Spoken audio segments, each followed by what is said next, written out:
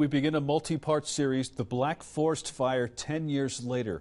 We will explore what happened, the loss, the investigation and controversy, and the recovery efforts. Tonight, KRDO News Channel 13's Heather Scold begins our coverage looking back at the timeline of that deadly and devastating fire.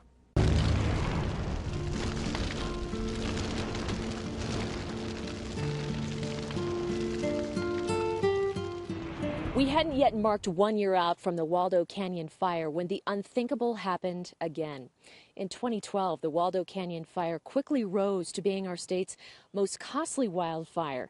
Then, June 11th, 2013, that record would be challenged and surpassed. That's the day the Black Forest fire sparked.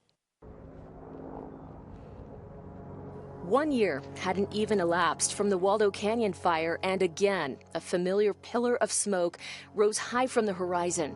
First, it was disbelief. So it was dispatched as an other fire. Colorado Springs Fire Lieutenant Jeff Wanderscheid was one of the first responders called out. We were responding, kind of wondering, why are we going to this little area? I saw just a small column of smoke, almost mimicked what the Waldo Canyon fire. Just real small. It didn't come in as a mutual aid.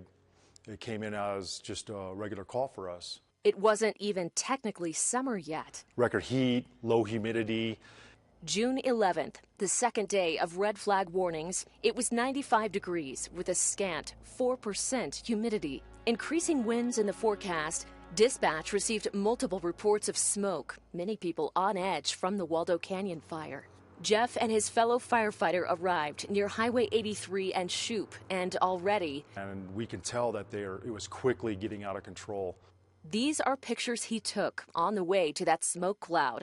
The fire was gaining speed, and on the ground, it was getting chaotic fast. Our heart started beating. It was like, this is getting out of control way too fast. We don't have enough resources. The wind's picking up. It's hot. Just everything that we don't want was happening. We were trying to connect our hoses and move on. We tried to spray some water, and there was nothing there. There was no water, and I told Josh, like, figure out why we don't have any water. Sometimes it's the hose is kinked, or he comes back and says, everything's on fire. Our hose was on fire. Everything was on fire. It had blown up behind us. It was wrapping behind us. It was flanking behind us. The fire had them in its crosshairs. Here you can see sections of the water hose obliterated, the fire consuming it, leaving it useless. They would be left with just moments to spare to get out themselves. Those nearby rushing to get out too. Again, that familiar string of cars filling the roads. Unlike Waldo, though, this time there weren't days of watching. It was extremely fast moving. I kept my family here too long because I thought we were safe. And then next thing you know, it was crossing the street to the south of us within minutes. Southern Colorado, again, became the site of another catastrophic wildfire. Not much time passed before it was clearly visible from the Air Force Academy across town. And again, choppers were fighting from the air. Mutual aid came from every surrounding fire district imaginable. The fire burned fast and intense, black smoke filling the sky with belongings and family memories again. At night, the fire turned furnace surrounded by endless fuel. The evacuation was massive. 38,000 people fled, along with their pets. 1,200 rescued and sheltered in a rough count, not including those that called the forest home. By June 13th, an update no one wanted to hear. We recently, in the last few hours, did recover the remains of 2 individuals. The bodies of Mark and Robin Herklotz were pulled from their burned-out home. Investigators saying the couple was in the process of packing their belongings when the fire overran their property.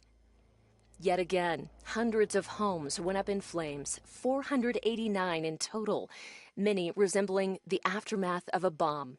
As firefighters, we are built to, when we see a fire, we see something, we dive right in, no matter what, and we handle the problem. The hardest thing for us is to drive by a problem.